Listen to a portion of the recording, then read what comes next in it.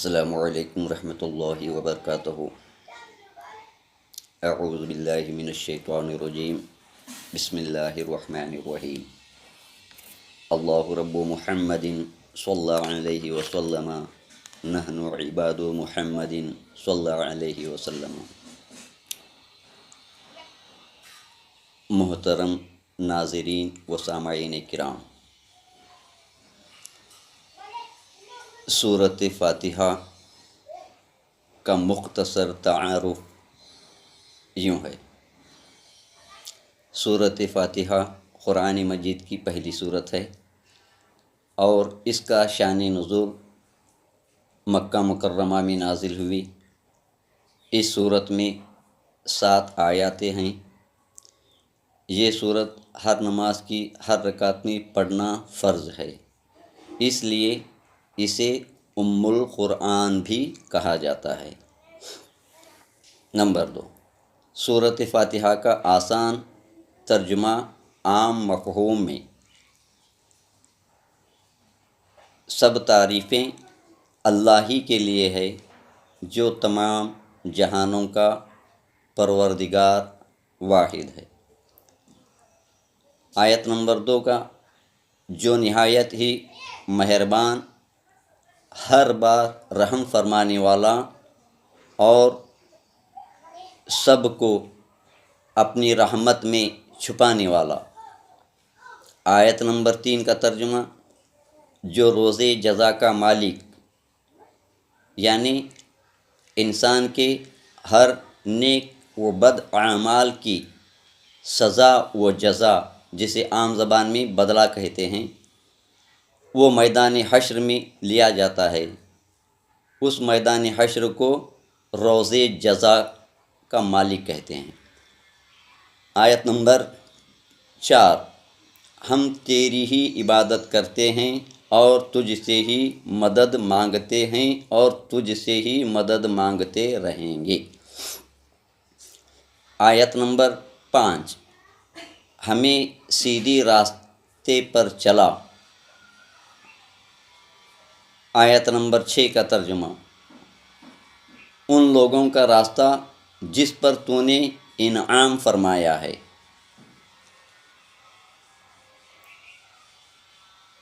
آیت نمبر 7 کا ترجمہ: ان کے راستے پر نہ چلا جن پر تیرا غضب ہو، اور وہ گمراہوں کا راستہ ہے، اس راستے سے ہماری حفاظت فرما، ہمیں بچا۔ آمین۔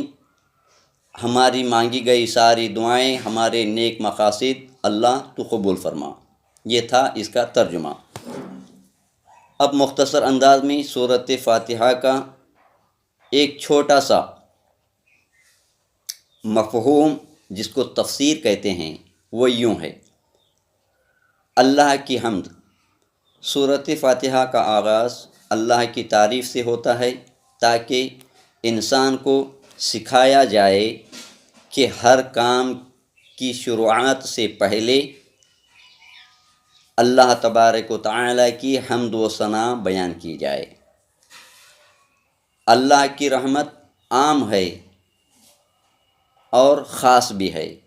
ہر بندے پر اللہ مہربان ہے، چاہے بندہ نیکوکار ہو چاہے بندہ بدکار ہو، دونوں بندوں پر اللہ کی رحمت، اس کا فضل خاص اور عام ہے۔ عام سے مراد نافرمان لوگ ہوتے ہیں، خاص سے مراد اللہ سے ٹوٹ کر محبت کرنے والے ہوتے ہیں۔ اور اللہ تبارک و تعالی خاص بندوں کو بھی نظر رحمت سے دیکھتا ہے، عام بندوں کو بھی اللہ تبارک و تعالی نظر رحمت سے دیکھتا ہے، کیوں کہ وہ بڑا مہربان رحم کرنے والا ہے۔ آخرت کا یقین۔ قیامت کے روز کا مالک اللہ ہے، اس لیے انسان کو چاہیے کہ انسان اپنی زندگی میں کسی کے ساتھ کسی بھی طرح کا سلوک کرنے سے پہلے، بات چیت کرنے سے پہلے، تعلقات قائم کرنے سے پہلے غائباً یا ظاہراً یہ اندازہ لگا لیں کہ جو کچھ میں کر رہا ہوں یا کرنے جا رہا ہوں، جس کے خلاف، جس کے پیٹھ پیچھے میں کیا اچھا کر رہا ہوں اور کیا برا کر رہا ہوں، یا اچھا سوچ رہا ہوں یا برا سوچ رہا ہوں، یہ سب کا حساب روز جزا یعنی قیامت کے دن اللہ تبارک و تعالیٰ کے پاس چکانا ہے۔ یہ بات کا خیال رکھتے ہوئے دنیا اور آخرت دونوں میں تعلقات کو قائم کرنا چاہیے۔ عبادت اور مدد، بندہ اعلان کر رہا ہے کہ وہ صرف اللہ کی عبادت کرتا ہے اور مدد بھی صرف اللہ سے ہی مانگتا ہے۔ کب دعا کرتا ہے؟ سورۃ فاتحہ کے آیت میں، سورۃ فاتحہ کی تلاوت میں، یہ اس کا مقصد ہوتا ہے۔ اور جیسے ہی نماز سے باہر نکلتا ہے تو پھر وہاں پر آ کر اللہ کو درکنار کر کے لوگوں کے سامنے گڑ گڑانا، لوگوں سے مدد مانگنا، لوگوں کی چاپلوسی کرنا، ایک دوسرے کی غیبت کرنا، ایک دوسرے کی برائی بیان کرنا، ایک دوسرے کے اندر نفرتیں پیدا کرنا، یہ سارے کام پھر وہ شروع کر دیتا ہے۔ اس سے بچنے کی ہدایت اور اس سے بچنے کے لیے یہ سورۃ فاتحہ کی بار بار تلاوت کرنا ضروری بنتا ہے۔ ہدایت کی دعا، سب سے بڑی دعا یوں ہے کہ اللہ ہمیں سیدھے راستے پر چلا دے۔ کن لوگوں کے؟ ان لوگوں کے راستے پر چلا جس پر تیرا انعام ہے۔ وہ انعام یافتہ لوگ کون؟ نمبر 1، انبیاء، مرسلین، نبیین، صدیقین، شہداء، صالحین، نیکوکار، یہ تمام لوگ نیک لوگ ہیں اور ان کے راستے پر چلا۔ اس طریقے سے ہم نماز میں کھڑے ہو کر سورۃ فاتحہ کے ذریعے سے اللہ سے دعا مانگ رہے ہوتے ہیں۔ اور آخری والی آیت، اس کا ترجمہ، اس کی تفسیر یوں ہے: غلط راستوں سے بچا۔ اللہ سے دعا ہم مانگ رہے ہیں کہ ہمیں گمراہی، نافرمانی کے راستے سے بچا۔ تو وہ گمراہ لوگ، نافرمان لوگ کون ہیں؟ گمراہ اور نافرمان لوگ وہ ہیں جو کہ نماز میں تو اللہ تبارک و تعالیٰ سے بڑے بڑے وعدے کر رہے ہوتے ہیں کہ یا اللہ ہم تیری ہی عبادت کرتے ہیں، تیرے سوا کسی کی عبادت نہیں کرتے، ہم تجھ ہی سے مدد مانگتے ہیں، تیرے سوا کسی سے مدد نہیں مانگتے۔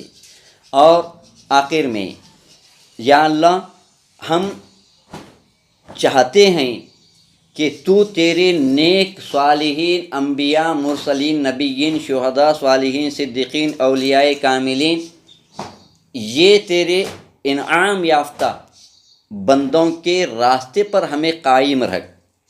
اس طریقے سے دعا مانگتے ہیں۔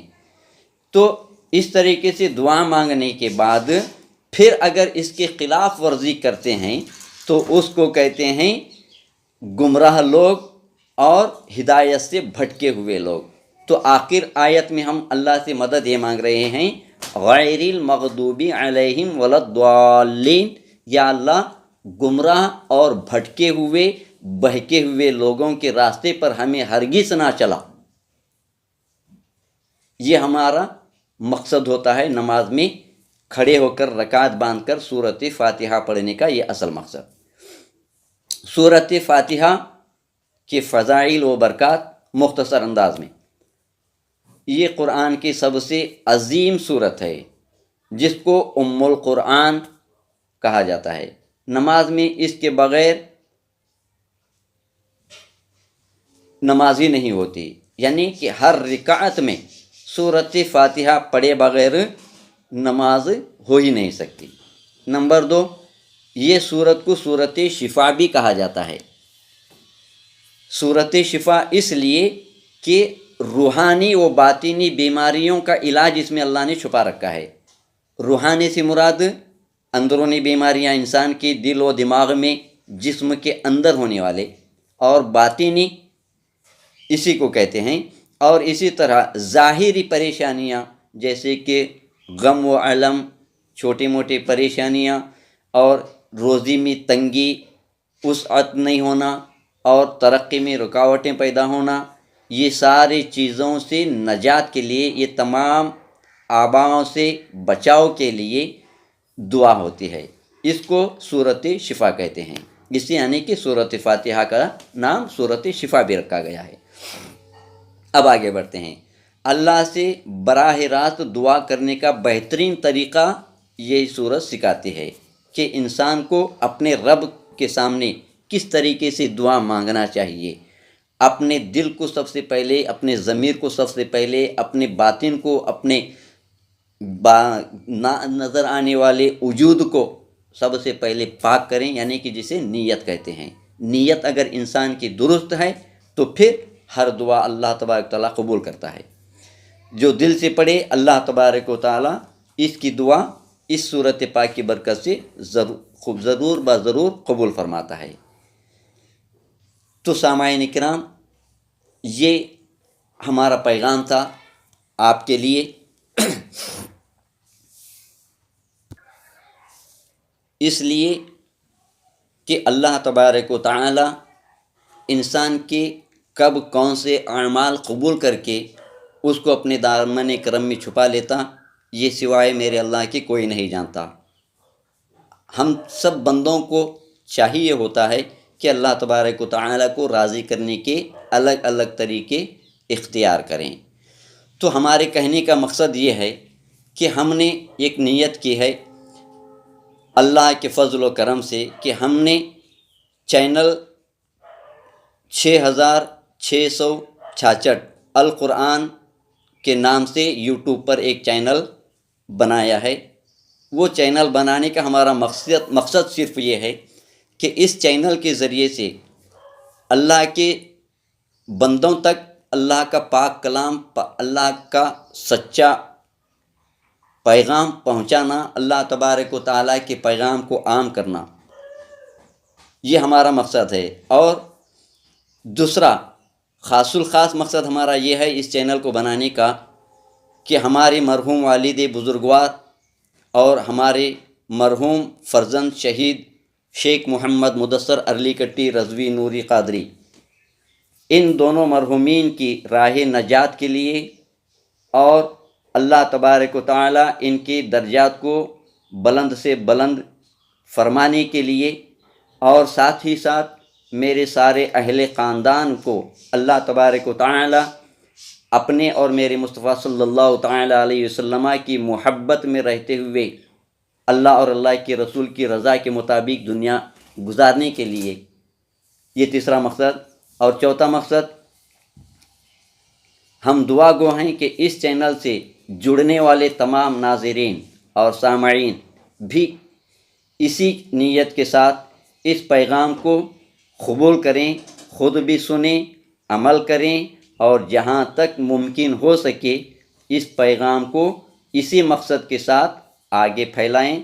اللہ تبارک و تعالیٰ سے دعا ہے کہ اللہ تبارک و تعالیٰ ہم سب کی نیتوں کو قبول فرمائے اور قرآن کو ہمارے لیے دنیا و آخرت میں نجات کا ذریعہ بنائے۔ وآخر الدعوانا ان الحمد للہ رب العالمین۔ السلام علیکم ورحمۃ اللہ وبرکاتہ۔ ناظرین و سامعین اکرام، ہم اور آپ اپنی روزمرہ زندگی میں نماز، ذکر و اذکار، اعمال و وظائف، تسبیح و تحلیل اور تلاوت قرآن کریم کا اہتمام کرتے ہیں۔ کیا ہم نے کبھی غور کیا ہے کہ قرآن کریم کی تلاوت کے دوران ہر ایک آیت مبارکہ میں کون کون سے حروف ادا ہوتے ہیں اور وہ کتنی مرتبہ ادا کیے جاتے ہیں؟ یقیناً یہ قرآنی فہم اور شعور کی ایک نہایت اہم اور بابرکت جانکاری ہے۔ اگر آپ بھی قرآن کریم کی آیات میں حروف کی ادائیگی، تعداد اور ترتیب کو آسان اور مختصر انداز میں جاننا چاہتے ہیں تو ہمارے جی ایم اسلامک چینل کے شارٹ ویڈیوز سے ضرور جڑیں۔ اس پیغام کو دوسروں تک پہنچائیں تاکہ زیادہ سے زیادہ لوگ قرآن کریم سے گہرا تعلق قائم کر سکیں۔ جزاک اللہ خیر۔